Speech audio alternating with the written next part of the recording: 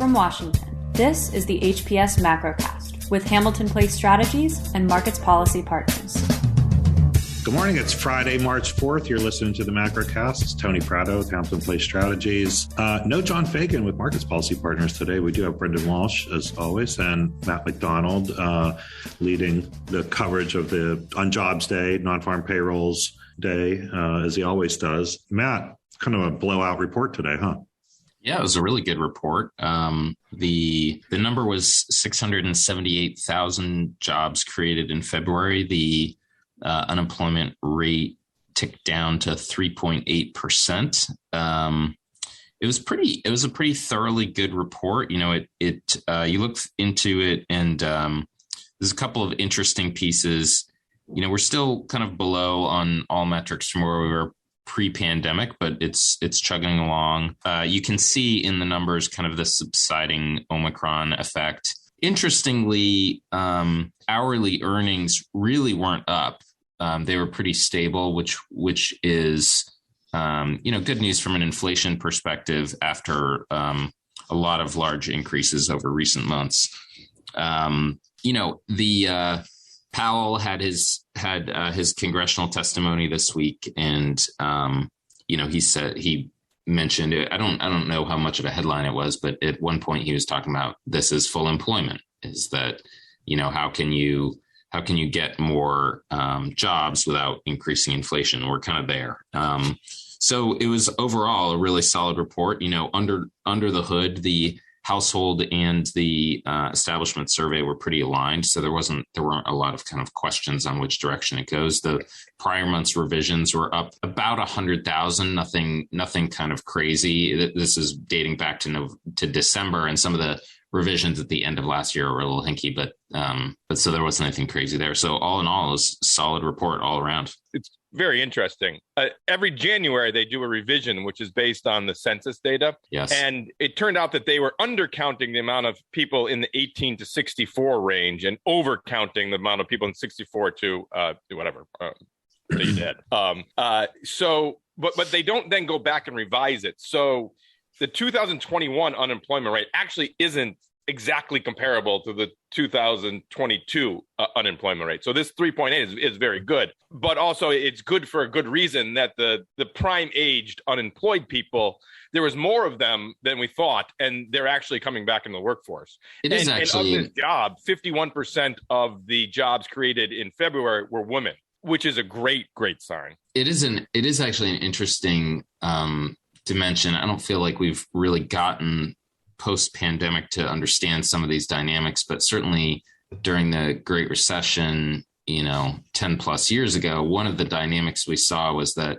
the recovery kind of was taking so long that people were retiring. And we do have then and now, we do have a dynamic of, like, with the baby boomer retiring, the labor force participation rate has been crawling back up. It is still not above where it was pre-pandemic, but it's not clear that it'll ever get there, because every year that ticks by, you kind of have this cohort retiring. And so it's even as you go through these kind of crises and recoveries and whatnot, there are big, fat underlying forces moving too that can affect the numbers. Yeah, I think that's right. I kind of get all of us over the years have spent so much time talking about the BLS models and methodology and benchmarking and seasonal adjustments and adjustments in population ratio, and it's all comparisons to the households, census household survey versus the establishment survey. And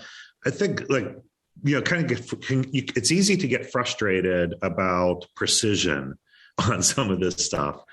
What I think everyone should be pretty happy. Yeah, don't worry about precision. It's like 4.123. It's like, no, it's in the ballpark. Yeah, people get upset about on the jobs number. Did it meet expectations or not meet expectations? And I think if you're thinking about this, you should think about it in a red light, yellow light, green light kind of way. And don't worry about precision. Is it directionally correct? Are we heading in the right direction? Are we getting substantial job growth? Yes, we are. Yep. And like that's a really good sign for an economy. Are you getting substantial? Yes, we are getting substantial job growth. One thing I always look for is the revisions. If the revisions are positive, that's a good sign. If they're negative, it means that it's a bad sign. Yeah, and that's what I think people should feel pretty good about like just overall where the economy is. And I know that a lot of the early coverage on this today is pointing to the wage, flat real wages, and obviously like when you're in an inflationary period, you immediately start thinking about you imagine people showing up and going to buy the milk and bread, and it costs more, and can they afford it, and that kind of thing. And so you don't want to see that. But what we have seen, it appears, is in the most vulnerable populations, lower income populations, is pretty significant wage gains and slow wage growth in the upper incomes, higher, middle, and upper incomes, which is, if you think about it, that's kind of what you want, because you don't want to have, a spiral of inflation, right? So, and if you have like wage gains that keep, inspiring, inflation aspiring higher wage gains everlasting, then you end up with an inflation spiral. I think that's right. I'd be more excited about this if Russia had not invaded Ukraine, though, because this doesn't change the Fed calculus. It's nice to see moderating wage increases that don't cascade through the rest of the economy from an inflationary perspective. But I think we're probably at the front end of the cascade of impacts from the entirety of like the Russian exercise in terms of the economic sanctions that have been put on them, the cascading impact on supply chains. And I think that this has a feeling of, I don't know, the last simple jobs report for a little while. Like, I think that we've gotten through kind of the front end of the recovery, and it has a feeling of, okay, interest rates are going to be moving up. You've got geopolitical instability. You still have some of the supply chain issues, which are probably going to be compounded by the Russian exercise. So it feels like there's a little bit to go on the recovery of the pandemic. We're still down like 2 million jobs from where we were beforehand. But I don't know. It feels to me like there's a little bit of like the low-hanging fruit might be done. And I don't know what the rest of this year is going to look like, but there's a lot of variables out there. I don't want to be like too sanguine about energy prices, because it has been pretty steep. But the things that I would think about, though, is and just in terms of a report, though, I still think there's busting out, post-Omicron busting out, that is probably going to show up in the next jobs report also. I still think there's still that transition. And as you move into, home construction season is still there. Yeah. Resort. Yeah, it's worth, season, the biggest gaining sector is leisure and hospitality in this report, as it has been for a little while. I think that the CDC loosening of masking guidance will probably continue to help that sector for another month or so. It feels like, as we've said, like the jobs report is fundamentally backward looking, and it does feel like there's a lot of shoes dropping or about to drop in the economy. Like, one thing that I always think of is that like the economic factor, that the economic statistic that people see every day is the price of gas. Right up there, big numbers 5, on every corner. Yeah. But it is interesting that with the Fed debate, because so much has been enveloped with inflation, and we're kind of ignoring the growth aspect. Like, it's okay for the Fed to raise rates when the unemployment rate is 3.8% and we're creating, 700,000 jobs. We don't need to be at zero. So, the economy can withstand higher rates. The question is, how much higher should they be? Especially since we, as Matt noted earlier, with Russia, Ukraine. This is, this is inflationary. So they need to push against this. This is the time to do that. And I do think that, he is doing it from a position of strength. This is, he's in a position to be able to push against those headwinds, and he's indicated that pretty clearly. I think it was when he's indicated that they would be raising the policy rate by 25 basis points. Like he did it. Like he did, in fact, like by virtue of saying it, it's done. Yes. Right. So he's already done it. So you don't have to wait till March. You just look for more future indication as to whether they're going to push even harder in the next FOMC meeting, because he's actually already raised them. I have a political question for you. Why doesn't Biden bring back Build Back Better, but throw in, I don't know, billions of dollars of U.S. money to expand our export of gas and natural gas to offset the Russians? Is that a bill that can get passed?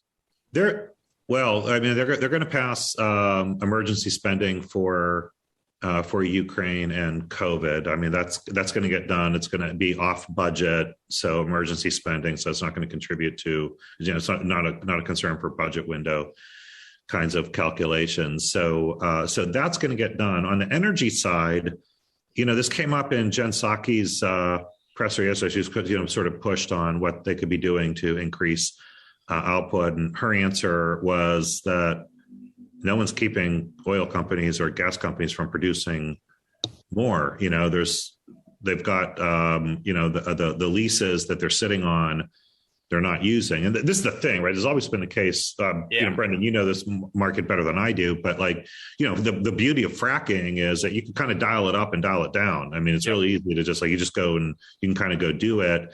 I think you're going to see on the oil front, and it has been consolidated into the big LNG, boys are doing it now. So the LNG problem for Europe is part of it is the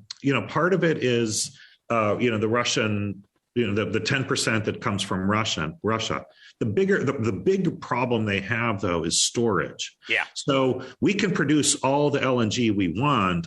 They need to put it somewhere, and they don't have sufficient storage. So they need to increase storage so that we can, not just us, but even, the Israelis want to send LNG. Exactly. Send LNG. Yeah, I was reading. Apparently, Portugal is where it comes through, but Portugal's pretty kind of cut off from the rest of Europe. It's not, and then you have to truck it. I could imagine, actually. It's something that would be really, really interesting. Would be some kind of natural gas compact between the United States and Europe. Totally that agree. factors, that really smooths the distribution. Between these economies, and where we contribute, because we have an interest in European storage of LNG, both from a commercial standpoint, so we could sell more of our stuff, but also a strategic standpoint, so we can keep them connected to us and less connected to, less dependent on Russia. I totally agree. I mean, the world is a completely different place than 7 days ago. When this war is over, we're not going back to the way it was. Russia is the enemy, and we're not going to lift the sanctions. I mean, maybe we will if I think we will. Something happens to Putin. But if Putin's still in charge, the sanctions stay. Yeah. Well, I think we're living with sanctions on Russia for a very long time, and I agree. And I think we're looking at a strategic decoupling of Russian energy for a very, very long time until there's real change there. And that's just a matter of fact. Which, by the way, Russia has made it pretty easy for us to do. They've simplified things for everyone.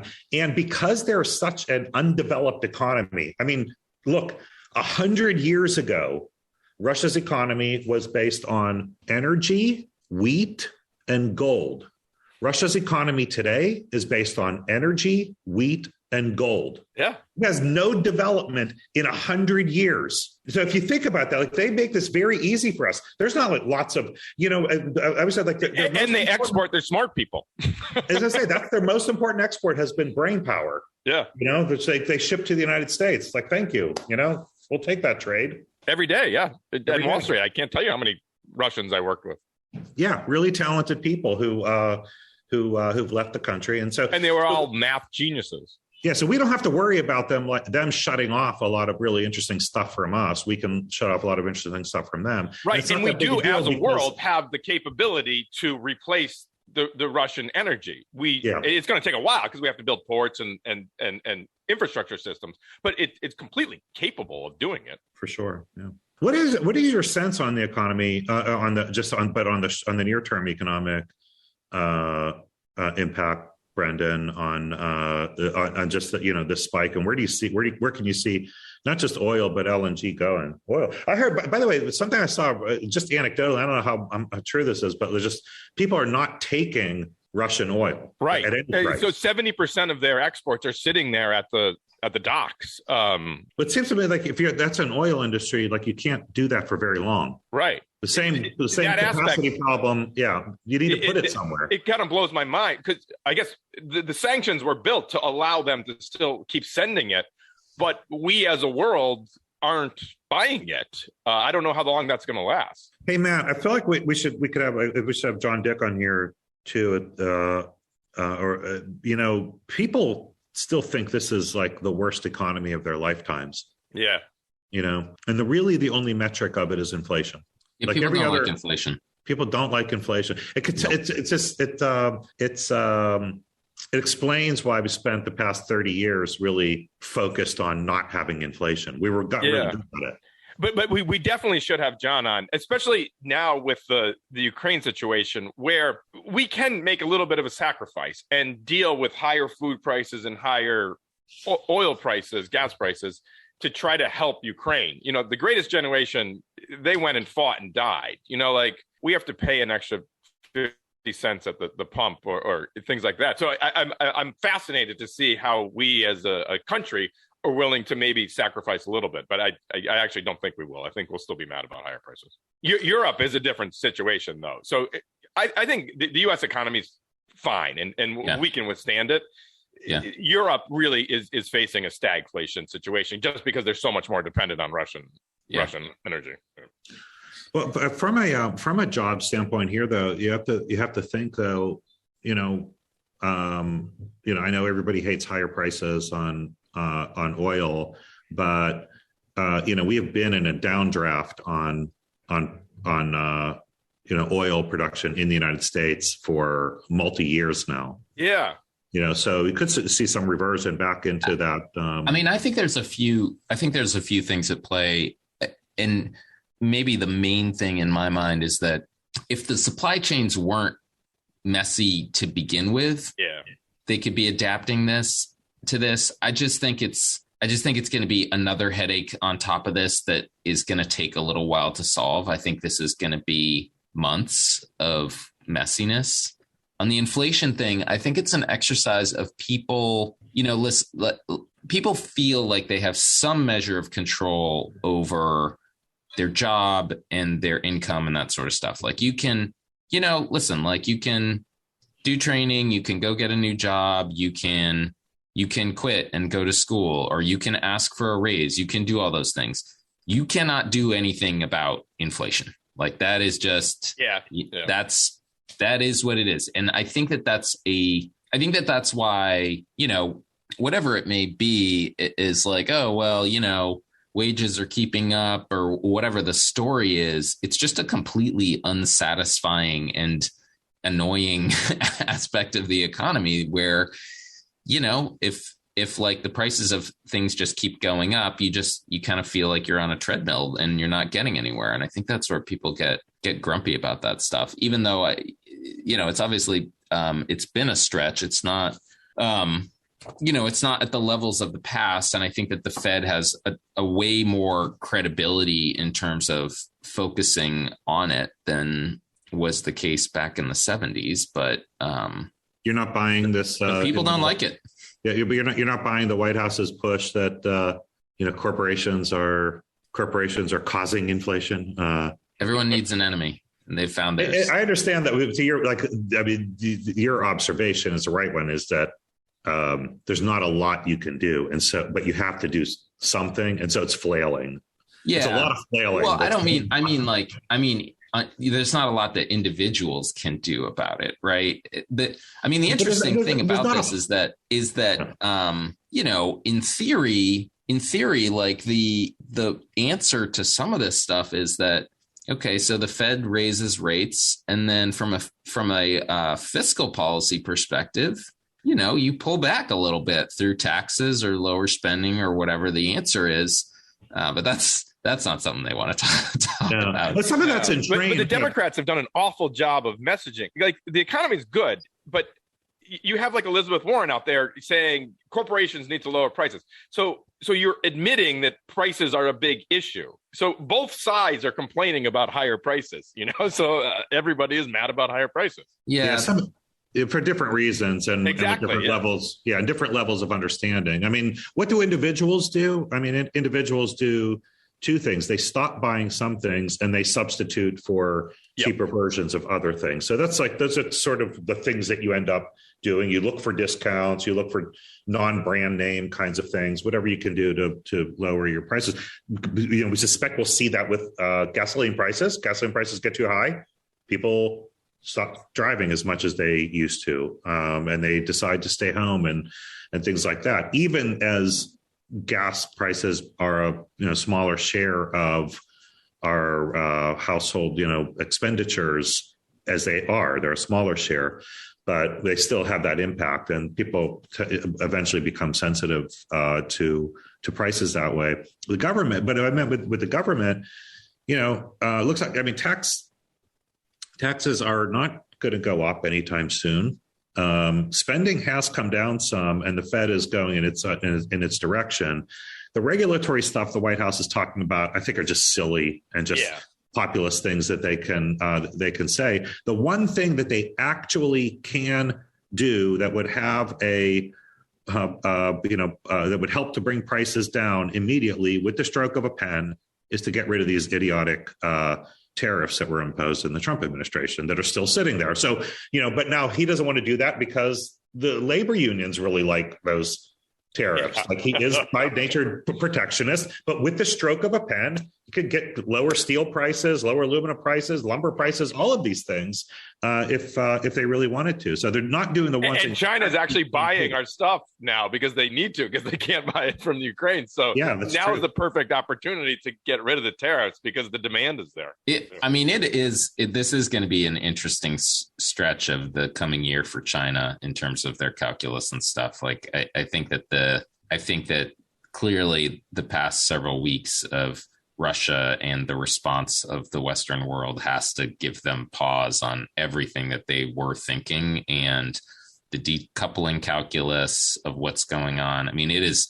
a fascinating kind of geopolitical moment that we're living through. And it's not clear to me where, I think China probably feels like they have fewer choices. You're right. Or maybe the worst China choices is probably the better way of thinking about it. Everything's not made in China anymore. One thing you would see to that point is, in terms of what China is, that China is walking a very, very narrow path here because, they want to keep their options open on Taiwan. So they're not going to be too critical of Russia. At the same time, if you just look for indicators, something that you would have expected to see over the past week is a bidding up of the ruble relative to the renminbi. And actually, the ruble has fallen relative to the renminbi. So even against the renminbi, the ruble has fallen. And now, look, China's going to get a little more like they get to be bottom feeders on oil. They're going to get to buy really cheap oil because they'll be the only ones buying it from Russia. Russia's going to make a whole lot less money on it. They're still making more money because the global price has gone up, so they're still making money. They're going to make $1 billion a year. I'm sorry, $1 billion a day. Russia. Here's the thing: on a macro scale, Russia has just established a different perspective on risk of dealing with authoritarian countries than was the case before.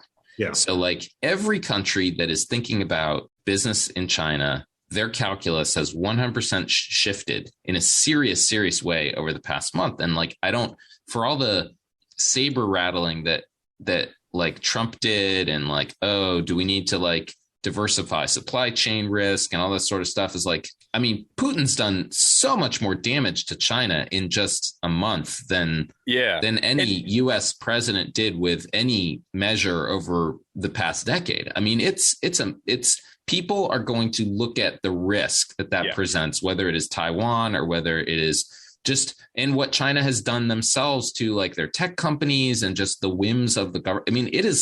They have problems. I agree. And it's only been a few days of these sanctions, so it's not fully being seen in the Russian economy. But whatever the kind of popular narrative of how strict these sanctions are on the news, multiply it by 100. That's what we just did to Russia. We sent them back 1,000 years. They can't buy things. And then also, like Apple shut off Russia. I think that is as big of a deal from a psychological, sociological standpoint as knocking off of SWIFT. IKEA closed all their stores yesterday, and Russians rushed to buy everything out of IKEA. They are shut off from the global economy, and they don't make anything. I was also, just it feels just how much the economy has changed over time in ways that could really impact them. So we're kind of turning them into a barter economy by shutting them off and all of those things. But one of the things that I was talking to some, I'm in this small group of people who include some Ukrainian technologists who are they're working with all of the big technology companies, Oracle, Cisco, Amazon, Google, and others, Microsoft, about keeping or encouraging those companies, which I think they're doing, is to not just to not do business there, but to prevent Russia from updating software. Yeah. Right. To do fixes and bug fixes. Now, if you think about that, like that stuff changes so quickly. How many times are you updating your phone, updating systems to protect against, cyber attacks and whatever? If they can't do that and they're using all Western technology, again, it's just another one of those crippling kinds of things that you don't think, you don't think about. Agree. Yeah. And by the way, that is another shoe that has yet to drop, is that there's a ground war, there's an economic war. We have not yet. The cyber war has not really manifested the way I think a lot of people anticipated. Doesn't mean it won't, but it's another variable that's out there that could be significant. I agree. That's a fascinating way. I think we're going to be next week. I'm going to be in. We're going to do the show from. I'll be in Brussels, and I'm actually going to try to get someone to join. I'm talking to a couple different European economists to talk a little bit about the EU economy and relative to Russia and this supply shock. So it's kind of weird to call it a supply shock. It's not that there's no. It's a weird supply shock, because we're saying like we're not going to take this, but it's a supply shock, and so we'll try to do that a little bit next week from Brussels as well. But this is we're going to be dealing with this for a while. So it's fascinating. And the China things that Matt talked about, how China walks that path over the next few months will be fascinating. Yeah. What are we looking at for data next week, Brendan? It's a little more quiet week.